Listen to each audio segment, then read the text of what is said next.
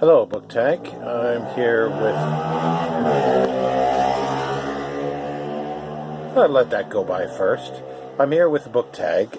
David Murphy tagged me for his original tag, the finance book tag. I might have made it sound like in my last video that, oh, I got another tag. I didn't mean that. It was like, you'll understand what I mean by the questions. It's a financial book tag, but it's definitely geared towards books. I'm also filming it on my not so good phone because the other one is uploading the book haul number 2, and I just wanted to get this done and then see where it goes, see how it actually works on this one. I haven't done a full video, I don't think, on this phone. But anyway, let's get to the prompts. Number 1. Diversification is the averaging out of independent risks in a large portfolio. Hold up a few books we wouldn't expect to find on your shelves. There we go. Biggles. I've got most of these. They're the red, what do they call it? The red, Red Fox. This is Biggles and Black Peril. I bought these, 10, 12 years ago and sort of devoured them pretty quickly. I still kept them. I'll probably reread them at some point. Captain W.E. Johns wrote about 100 of them, so I've got maybe about a dozen, I think, in this format. So I've only read a few. I do apologize for the glare and everything because I have the computer on to read the prompts. Another one is The Complete Peanuts. I only have this one volume, sadly. I do want to get others. I picked this up many, many years ago. It's the number 1 in a charity shop, and I would love to get the whole set. It's just I've seen them occasionally, like the charity shop that I bought this one from for, I don't know if there's a price in it still. I wouldn't have paid more than about £1 or £2 for it. Then they got others in a year or two later, and they wanted like £40-50 for them when you could buy them for like 15 new. I just couldn't figure that out, so I haven't seen any. I haven't seen them in bookshops. I haven't seen them anywhere. They're available online, yes, but I just haven't bothered getting them. But anyway, those are 2. There was a third thing that I couldn't find, so we'll just forget about that for the moment. Number 2, past results are not indicative of future outcomes. Tell us about a book or author you disliked or were indifferent about on first reading but gave a second chance and ended up liking. The one that comes leaping to mind is George Orwell. Like most people in North America, or at least in Canada, I was forced, and I say that forced to read 1984 and Animal Farm. Disliked them intensely. Did not like them at all. And I wrote George Orwell off completely and solely. Just never again. No. Horrible writer. Bad, bad, bad. When I was in England here, and I was in between jobs, I was living in Milton Keynes. And the library there was pretty good. I went through all their P.G. Wodehouse paperbacks, Penguin paperbacks. So I was going through the spinner rack, looking for other Wodehouse or something else. A book fell on my foot. I picked it up. It was the back. I read it, and it was about a bookseller, a poet who's working in a bookshop. He's writing this big epic poem. Oh, okay, well, that could be interesting. I open it up, and I pop right to a scene where people come in and ask for, strange things like, I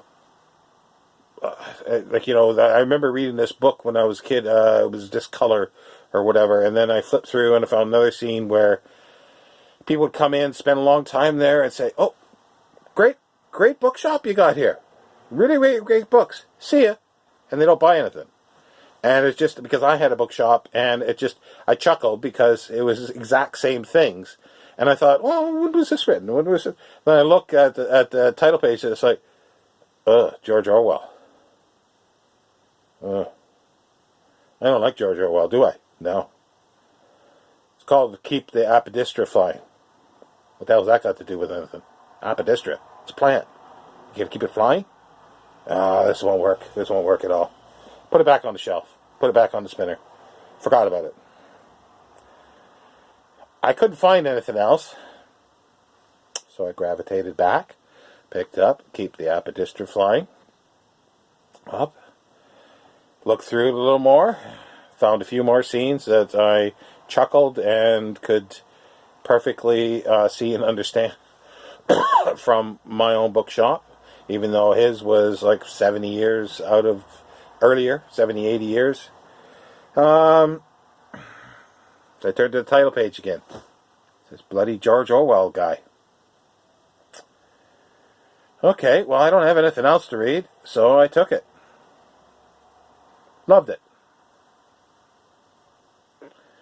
Went back. I got, I think, I took two out. What is it? Down and Out in Paris and London, and Road to Wigan Pier. Loved them. Went back, and there was 4 Penguin sort of compilations of essays and everything. So I started taking one at a time. Loved everything I read. Read all 4. Loved it all. And I thought, okay, well, what else there is here? Well, there's Coming Up for Air, so I read that. Liked it. A lot. And then I left my two nemesis for the last, 1984 and Animal Farm. I appreciate them more now, but I can see why I didn't like them originally.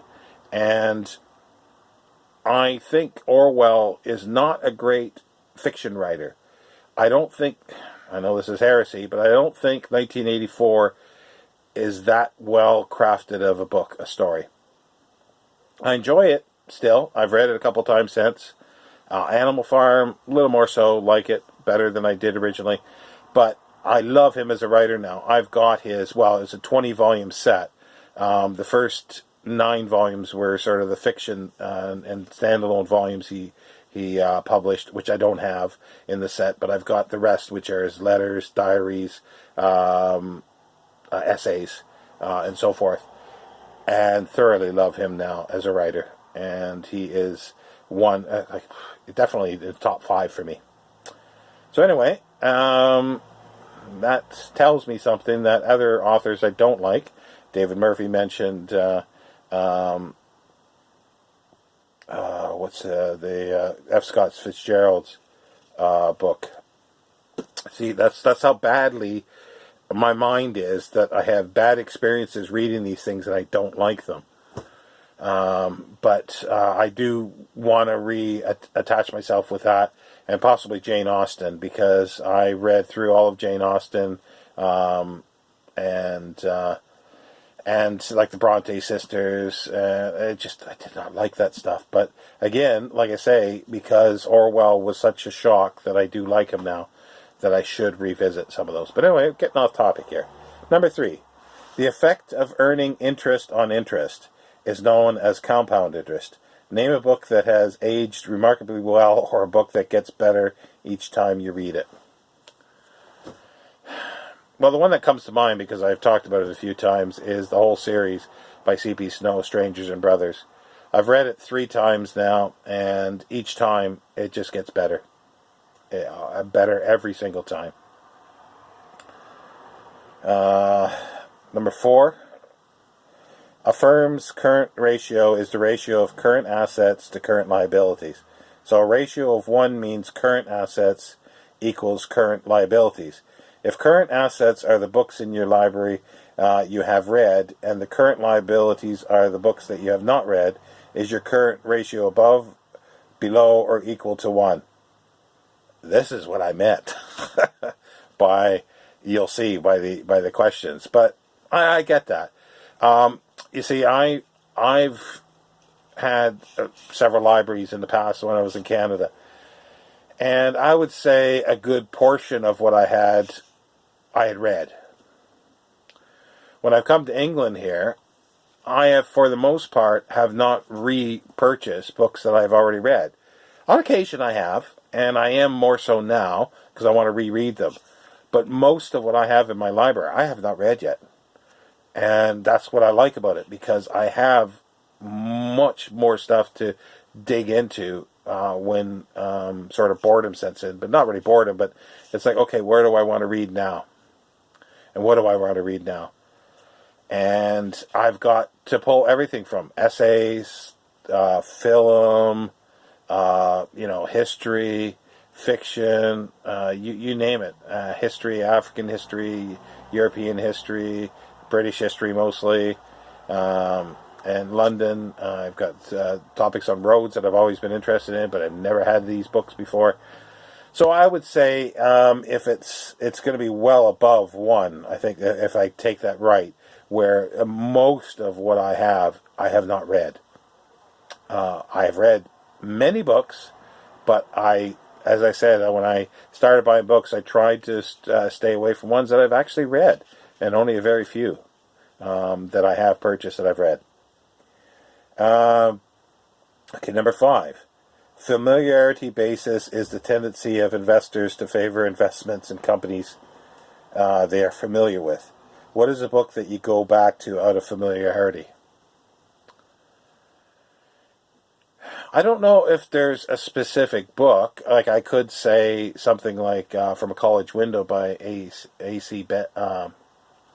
Benson, because I go back to that every so often because it's essays. Either read it from cover to cover or read an essay or two. But I think more so would be P.G. Wodehouse would be one that I go back to as a writer. So I don't really have a specific book, but I would say P.G. Wodehouse, someone that's very familiar and I go back to all the time. Number 6. Investors are always seeking alpha, seeking a non-zero difference between a stock's expected return and its required return. Okay, whatever that means. What is an underrated book or a book that should be more well known? Here's a perfect example. Furman by Sam Savage. Short little book. I'm going to need to turn on light, which is going to sort of screw this up a bit. Let me read from it's French Flaps. It's an original paperback.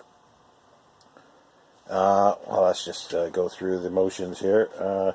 Coffee House Press, 2006.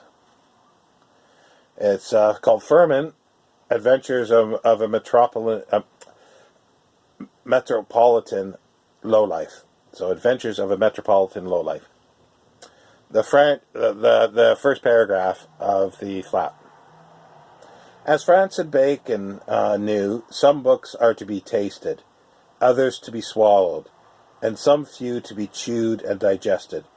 Furman, the rat, born in a bookstore basement in Boston's Scully Square during the last days of its famous bookstores and infamous burlesque houses, understands this maxim perfectly. So there you have it. Furman is a rat. And he learned how to read by eating books. And it's about him in a bookstore. And how he's a bit strange from his family and other rats. If Steve's watching this, I'm really curious. Do you know about this book? Because I'd forgotten that it was actually set in Boston, or I would have mentioned it before. It's just such a wonderful book. I was part of a book club one time, and I suggested this, and I explained what it was, and they just sort of looked horrified.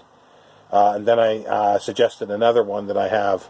I think it's called Winky, and it's basically it's a time where like shortly after 9/11, and it's a teddy bear that takes he's arrested for terrorism, so the teddy bear takes the government to court. That did not go over well either. But anyway, That's my underrated book. And yes, Steve, have you read this? Being in Boston, you probably know the area that it's talking about. Number 7. A derivative is a security, the payoff of which depends solely on the prices of other marketed assets. Tell us about a book that you thought was derivative. I'm venturing into heresy here, but Thomas Hardy's The Mayor of Casterbridge. I read that shortly after reading Les Miserables, and I just thought it was just, there were so many things that I saw in it from Les Miserables. I just thought it was just like a derivative and a hatchet job of it, and I've tried a couple other Thomas Hardy books, and no, they just don't work. But again, he might be on the list to retry again sometime. And I thought he was working too hard to throw in classical references. He was working way overtime with this. Anyway. Number 8. A share purchase is when a company uses cash to buy its own stock. Tell us about a book that you own too many copies of. Well, there's a few. We'll start out with this copy of Frankenstein, the annotated Norton version. Oh, a lot of reflection there. So, that's the one. I've got an older penguin. It's got an introduction in, and most of these are done for introductions, okay? So I've got, well, there's the 2 versions of it. So there's the 1818 one and the later one for the penguins, and they both have different introductions on. And of course, I've got the same for the Oxford World Classics, the 1818 version and the, whatever they call it, the later version, 1818 text. Not finished yet. This was, I thought, was an interesting Penguin Originals. I like the cover, and it's stained green. And there was a nice series they did. They're all really cool covers. This one, sadly, well, no, it does have an introduction. So it's probably a different introduction than the other. So, yeah, well, that makes sense. Keep that. And the new Oxford World Classics, hardcovers. Frankenstein. So it has another introduction in. Not finished yet. Not even close. Vintage hardcover. I thought it was an interesting one. This one does not have any. No, it does not have any extra material in. But it's nice. I liked it. It was cheap, so I picked it up. And then I've got the Norton Frankenstein, but it's not the 1818 text, but it's got all the this is the Norton critical guides, critical edition. Oh, it is the 1818 text, context, criticisms, 2nd edition. No, still not finished. This was, Penguin put out a series of hardcovers, which I thought were really cool. I bought the whole series really cheap. And it's introduced by Guillermo del Toro. It's just a series introduction. Black edges, stained edges. And, yeah, his introduction is pretty good, but it's the same introduction for every volume, which is a bit... I wish it was more, but it's got an extra introduction in by somebody else. Last book so far. This is quite interesting. It's Frankenstein. I don't really care for the cover so much. It is the Bodleian Library. It's the original 2-volume novel of 1816 to 1817 from the Bodleian Library manuscript. So it's her manuscript that is in here. And then the one that Percy Shelley had changed. So it's got both. It's got all the notes. It's even got a different color of text, as you can see. So yeah, so how many versions of that? So there's 2 in there. 3 for the annotated. 4, 5, 6, 7, 8, 9, 10, 11, 12, 13. That's a good number.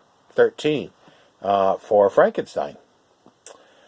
I have similar, but not as many for Dracula, for similar reasons. I also have all but one, every translation of Les Miserables in book form. There was one I cannot find in book form that I have on a PDF. That means about 6, I think, 6 or 7. But I've got every English translation of Les Miserables. Okay, we're at 20 minutes. We're getting on here. Number 9, the Federal Reserve is leader of last resorts. What is a book your mom or dad bought for you? To be honest, I can't remember any book that they specifically bought for me. I had borrowed money at times, or asked for money for a book, for me to buy a book, so maybe that counts. And I don't really remember, other than maybe Hardy Boys. I remember buying a City on the Edge of Forever, a Star Trek novelization. It's the photograph one, and I remember buying that. Those are a couple of things I remember buying as a child, and I probably would have had to ask money for that. Tag people. Let's see here. I'll tag. I'll only tag a few. I'll tag. No, actually, I won't tag anybody who wants to do it, because it's. I'll put the questions down. It's very interesting. It makes you think. So thanks, David, for including me in the tag, and I enjoyed doing it. And yes, I do have too many copies of Frankenstein, but I probably don't have enough on the other hand as well. And definitely not enough Dracula copies. That's for sure. Yeah, so I won't tag anybody specifically. So definitely anybody who wants to do it, please do so. I will put the questions eventually down in the notes. But we're back up to like 23 minutes here now. So I'll end it there, and I'll see you another time, BookTube. Thank you.